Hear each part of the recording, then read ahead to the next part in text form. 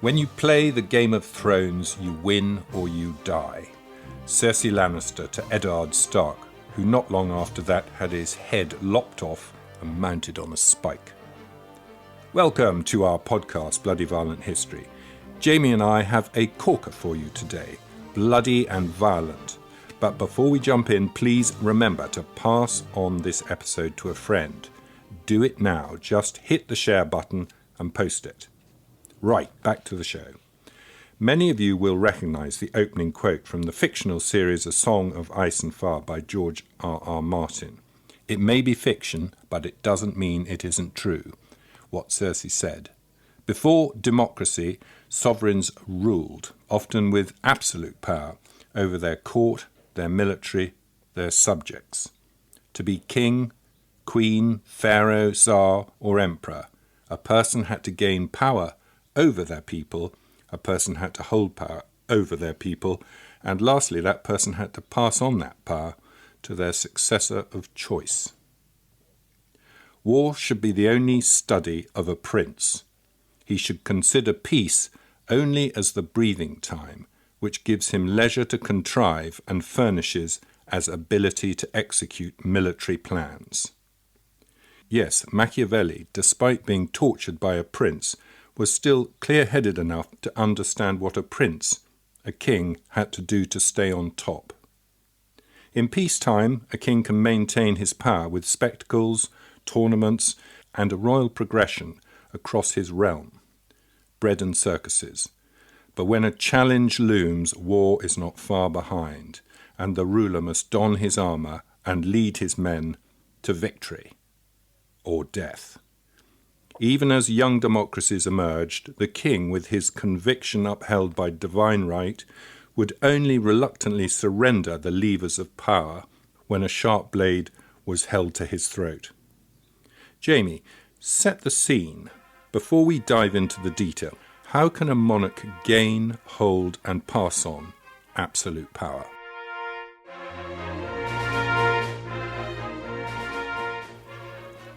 Well, it tends to be through marriage or murder or through war. Those are really the three approaches. And if you are talking about absolute monarchy, then there's no democratic means of succession. So that monarch has to hold power. And when it comes to murder, you only have to look to such kings as King John, who apparently strangled or beat his nephew Arthur to death in Rouen Castle back in 1203. So that's just one murder. I thought that was the exclusive preserve of the early Russian Tsars, beating their sons to death. Well, it tends to go on in many courts. You look at the Ottoman Empire, and every sultan tended to murder the offspring of the other wives, the other women in the harem, because, again, that was the only way to stop rivals. So children don't know how lucky they are today. Exactly. And apart from King John, of course, the famous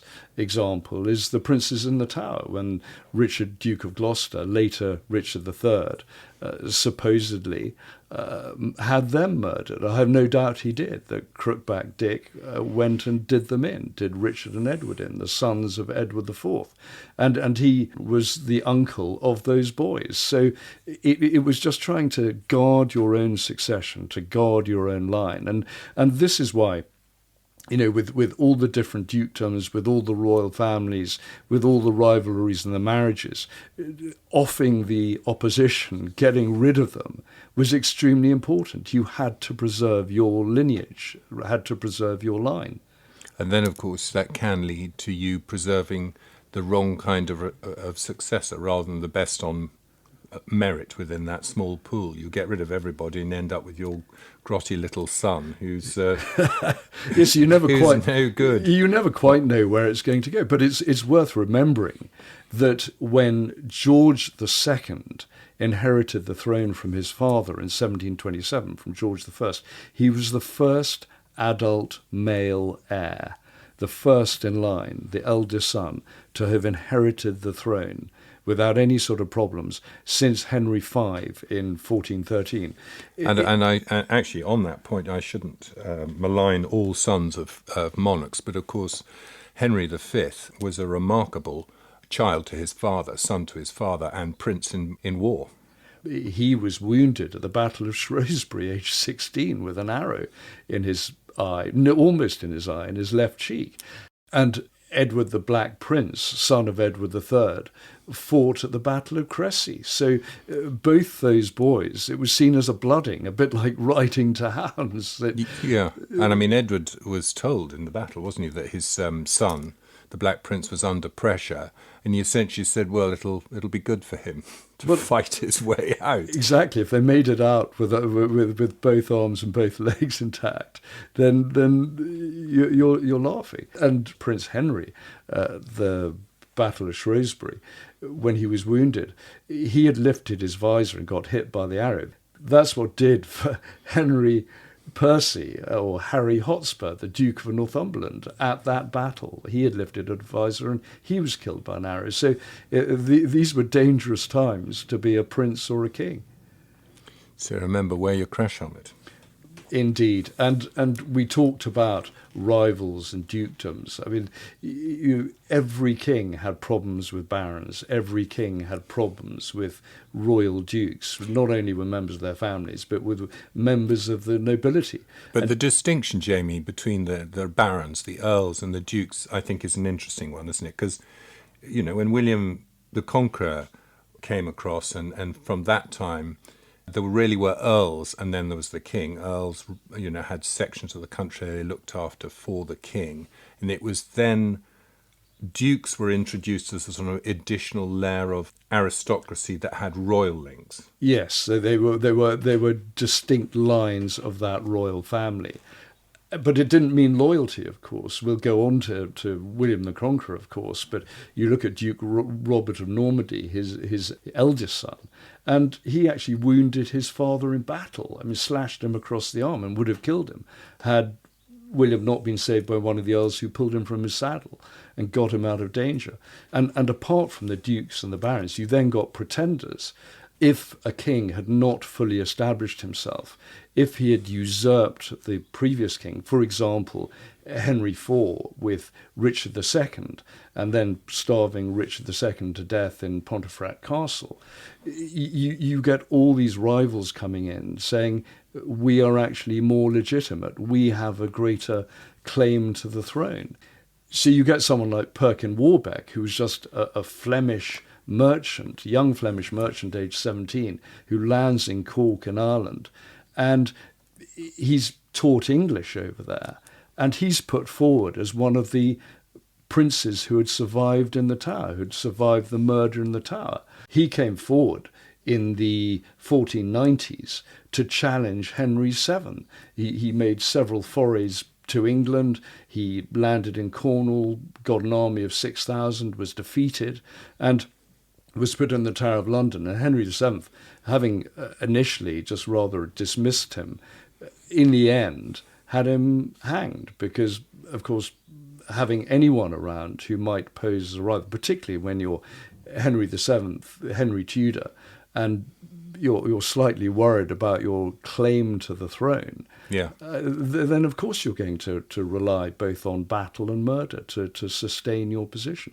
All challenges have to be met. And then, of course, marry the widow or the betrothed of your deceased brother, and put the two houses of York and Lancaster together. Yeah. And when you add in religion to this whole mix, it can become an even more extraordinary mess of who ends up being the king. It adds a dimension, and once more, with the Hanoverians, you get to the Hanoverians, and you have to remember that George I was selected, even though he was 50th or more in line to the throne, because he was the first Protestant. All the others, all the previous 50, were Catholic, so they had no right to have a claim to the British throne. So George I came in. And oddly enough, one of the reasons we have parliamentary democracy today is not because of the Enlightenment and all of this, and the changes that William and Mary brought in. It's simply because George I couldn't speak English.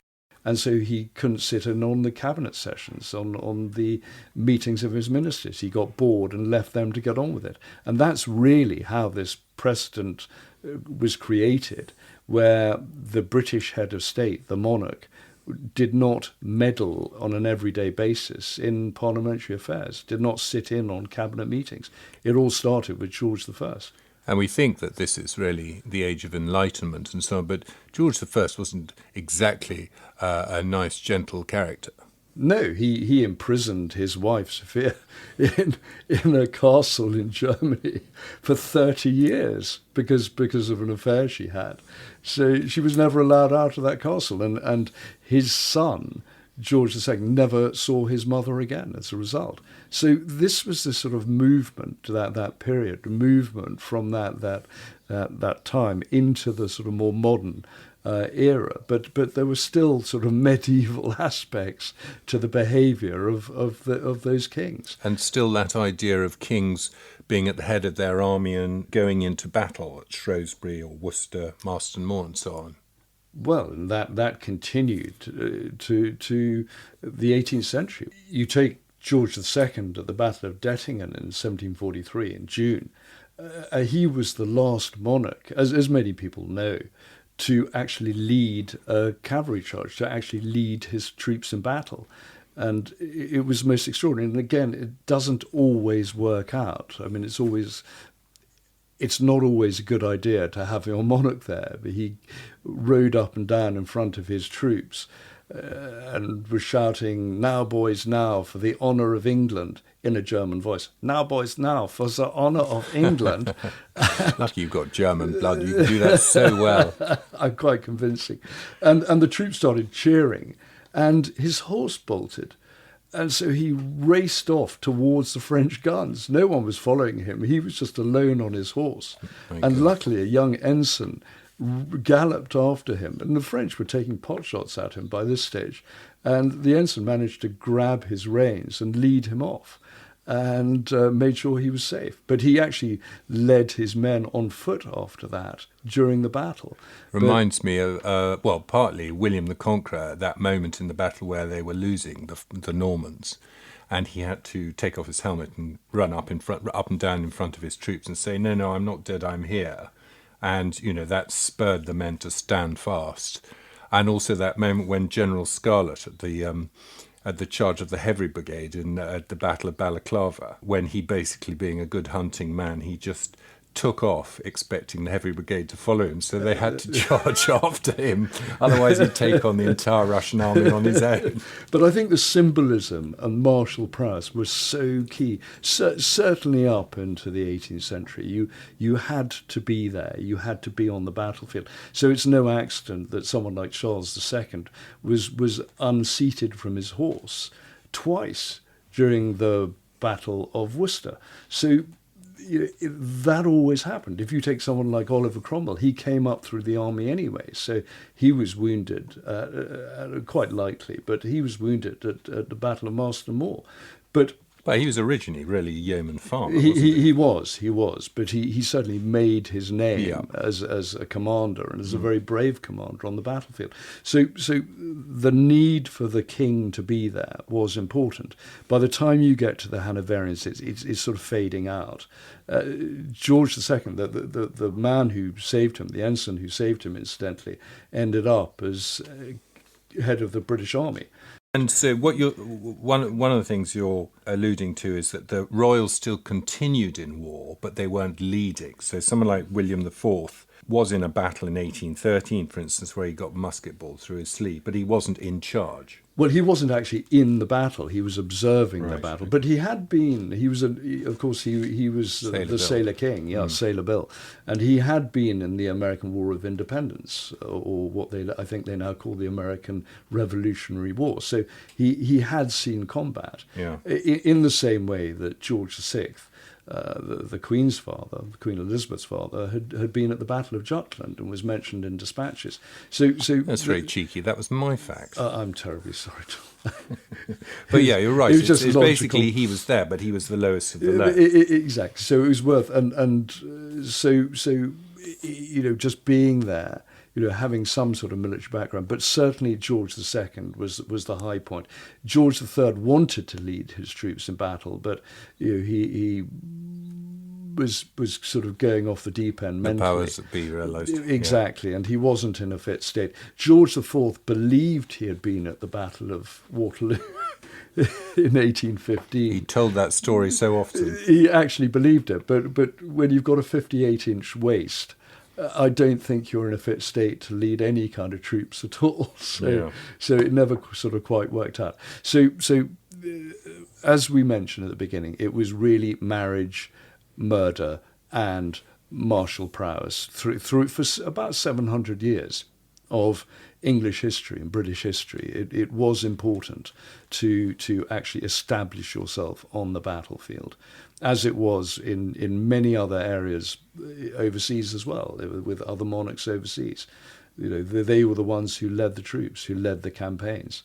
Okay, well, before we end this section, can we just have a quick moment on the re-employment of royals?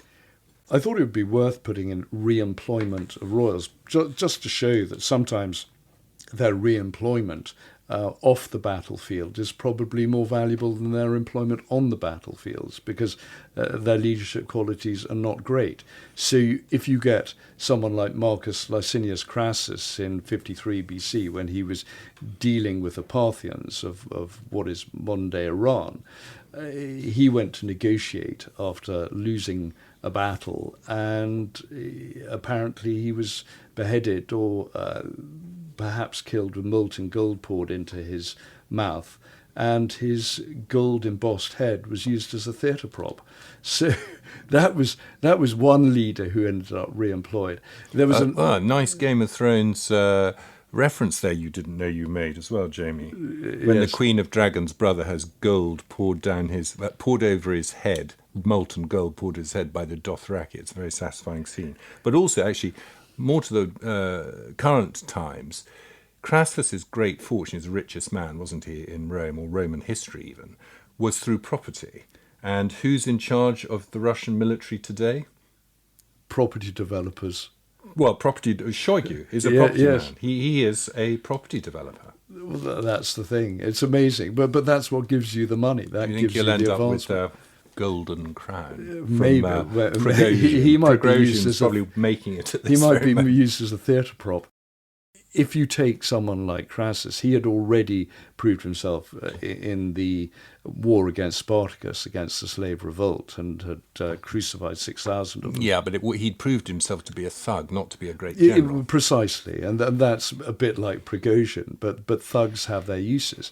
You go from the theatre prop there in 53 BC, and you move forward to 811 AD, and you find someone like Emperor Nicephorus I of Constantinople, the Byzantine Empire. And he took an army to Bulgaria to defeat Khan Krum, the Emperor of Bulgaria. And he was ambushed. His head was cut off, and his head was lined with silver. He ended up as a drinking vessel. So not unlike what happened to some of the Japanese dead during the Pacific War, and their heads were cut off, and some of the skulls were used as candle holders and such things. So trophies are part of the course, really.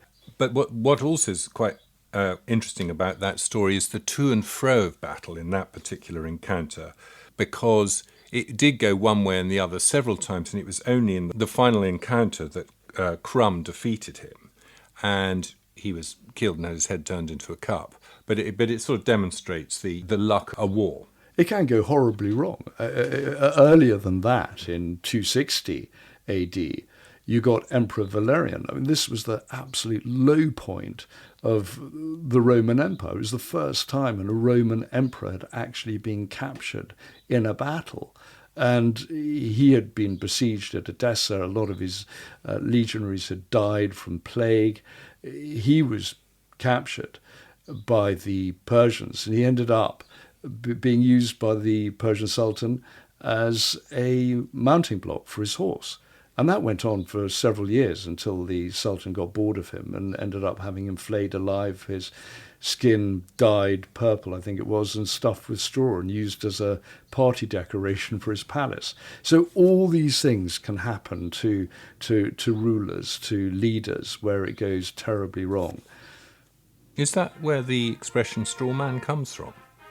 You know, they use it in debates today. You're using a straw man debate. Probably not. I mean, that's probably from things like scarecrows, I suspect. Very good. Rather than Valerian.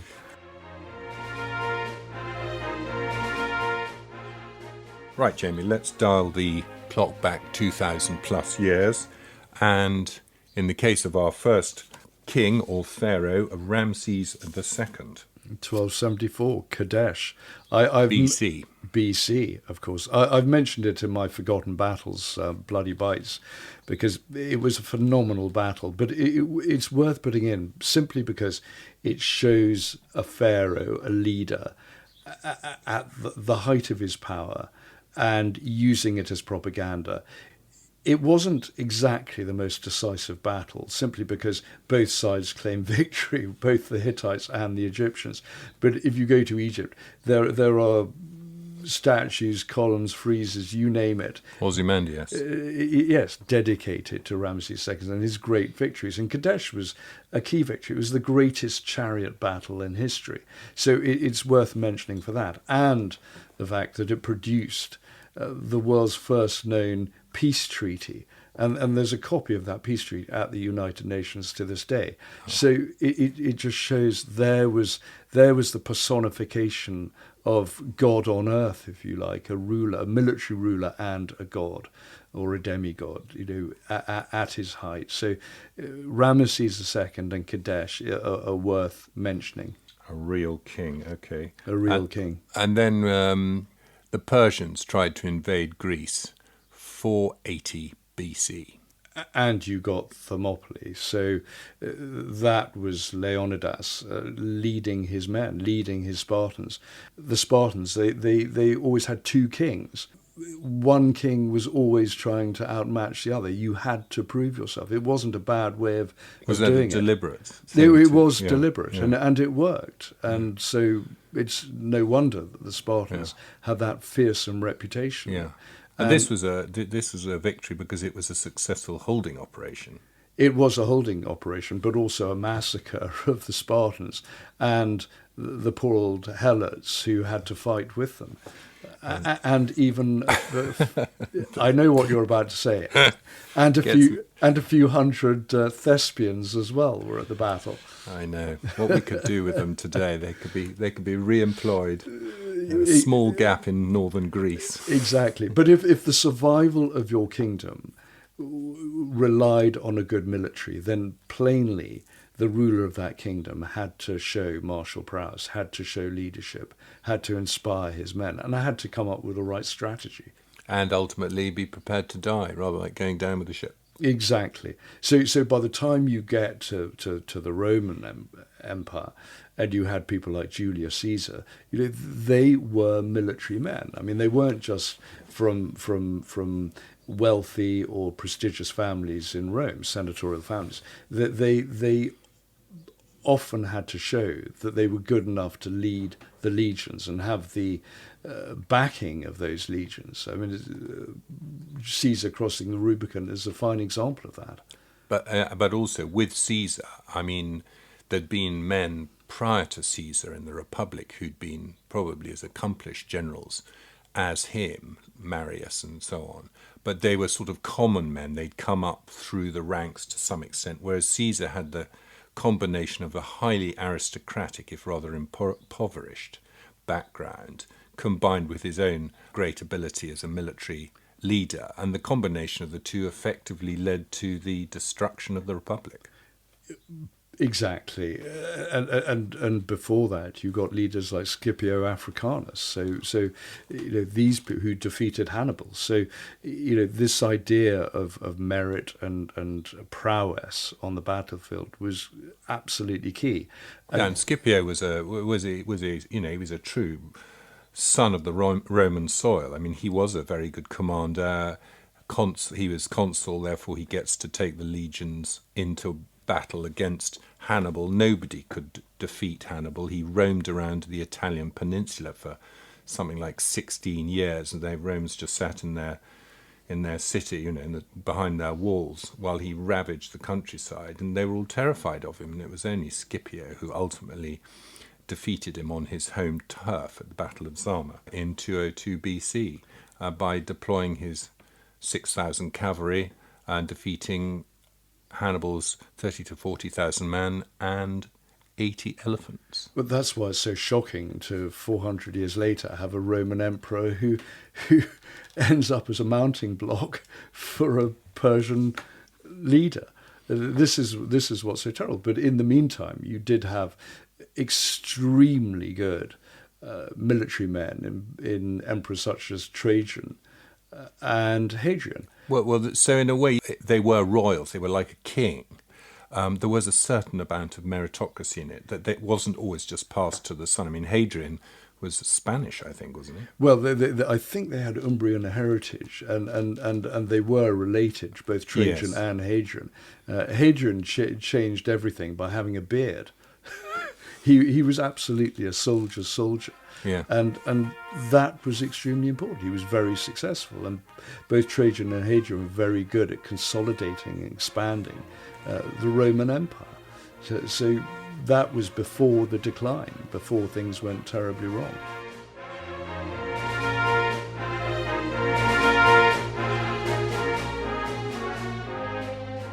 All right, before we start talking about the familiar kings, starting with the Willy Willy, Harry Steve, Harry Dick John, Harry 3, and all of that, let's have a little discussion about the pre-medieval period, starting with Alfred the Great.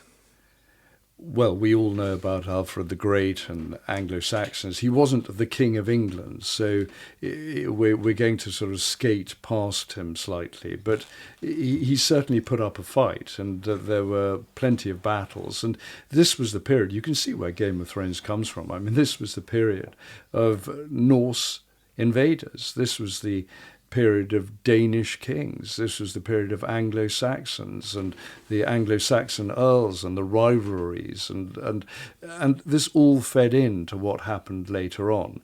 But Alfred stands as one of these people who stood against the Vikings during that period.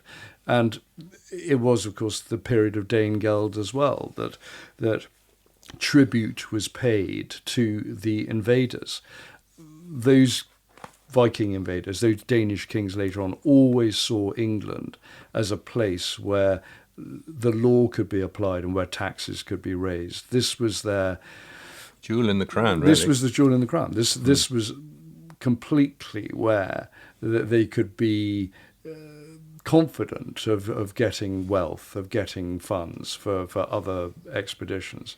But Canute was really the first true king of England. Is Alfred really he was almost like he fired the starting pistol He did in the mythology. He did, and the start of those Anglo-Saxon kings, and you then had kings such as Ethelred or Ethelred the Unready, because he wasn't always present for the battles, and he spent a lot of his time in exile in France because Canute came over. Well, first of all, Sweyn Forkbeard came over, who was the father of Canute. And this was the period of the Danish kings. Sweyn wasn't actually crowned. He only ruled for about 5 weeks before he died. And then Canute came in. And Canute was a very competent leader, a very competent king, but a very competent military commander as well. And that was critical. You know, we've talked about it in terms of foreign leaders and Caesars and that sort of thing. But it was extremely important in a period of Norse invasion, of Danish kings and of Anglo-Saxons, and the jockeying for position. Although Edmund Ironside, his opponent, his Anglo-Saxon opponent, was also considered to be a very effective leader, and one of the measures of that was the ability to raise an army. He constantly raised armies to put off fights, and he beat Canute in battles such as the Battle of London Bridge. There was the siege of London. Canute's forces had come forward. Yet another siege brought about by Canute, who had invaded before and taken himself off and then come back again. And you had Norwegian princes such as Olaf coming in on the side of Edmund Ironside, and Canute surrounded London. And what happened? The Norwegians, the Vikings, the Norsemen, pulled London Bridge down, pulled the pontoon supports away with their ships. That's probably where you get the nursery rhyme, London Bridge is falling down. But it certainly fell down on that occasion with Danish troops and their mercenary allies, on the bridge at the time. So there were men drowned, there were high casualties. But that was 1014. 2 years later, you get the Battle of Assendon, or Ashington, as it's known in Essex. It's believed to have been in southeast Essex. And that was the moment where Edmund Ironside was comprehensively beaten by King Canute on the battlefield. And that's where the dominance of Canute began. And you get some rather fine poetry coming out of the conclusion of that particular event. From Canute's court scalds. At Ashington you worked well in the shield wall, warrior king. Brown was the flesh of bodies served to the bloodbird.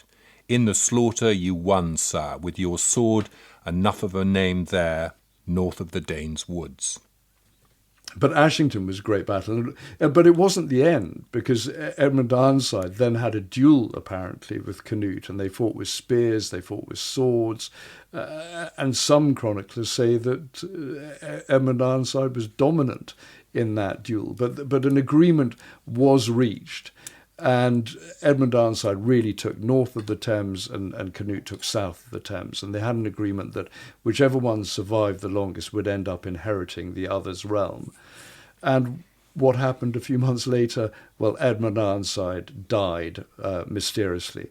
And some chroniclers say that he was murdered whilst on the privy. So he was having a shit, basically. And some say he was killed with a crossbow. Others say that the assassin was hiding underneath him and basically shoved a sword upwards. So, Jamie, this is the level of detail that you have that always impresses me. Thank you, Tom. I just want to know why he wasn't called Edmund Iron Butt as a result. Clearly his iron butt wasn't iron enough. but Canute Edmund took over. Fudge butt. Stop it. But Canute... God almighty. Stop it. Okay, onwards. Okay. Hang on. Anyway, Canute takes over and he becomes the first true king of England and is known for being quite a wise king, for bringing in rules, regulations, for obviously taxation as usual, but he ruled for about 20 years. And that was really the high point of the Danish kings. You then, of course, ended up with a son of Ethelred the Unready, the Anglo-Saxons taking over again. And Canute, of course, came from that lineage of Christian Danish kings who ruled Norway as well. So they had England, Norway, and Denmark. And so you had Sweyn Forkbeard before Canute. You had Harold Bluetooth. We all know the word Bluetooth as a result. But that is really the lineage of Canute. But against him, you had those fiery Anglo-Saxons. So in comes St. Edward the Confessor. And he once again restored the Anglo-Saxon rule to England. Everyone calls him St. Edward the Confessor. He happens to be the patron saint of our royal family and the patron saint of failed marriages, strangely enough. So is there a connection, I ask? But he built Westminster Abbey, and he was the first ruler, the first king to be buried at Westminster Abbey. He was the first king to be buried there. William the Conqueror, 1066, was the first king to be crowned there. So that's the connection. You then got the Norman invasion. But everyone was related to everyone else. This is the thing. William wasn't, he may have been a dark horse, but he was certainly related to all that crowd. That's even before you get Edward the Confessor, perhaps, or maybe not, promising the throne to him. Talking earlier about a king having to take power, hold power, and then pass it on, he might have been a saint, but he was pretty terrible at securing the succession. He left it rather open, and that's why we ended up with poor old Harold running up and down the country, having to fight everyone off to make his claim, and ultimately dying at the Battle of Hastings. And also Edward the Confessor is believed to have poisoned rivals as well. So everyone was at it, basically. Do you think it was confession and then drink this? Why not? I mean, it happened all the time.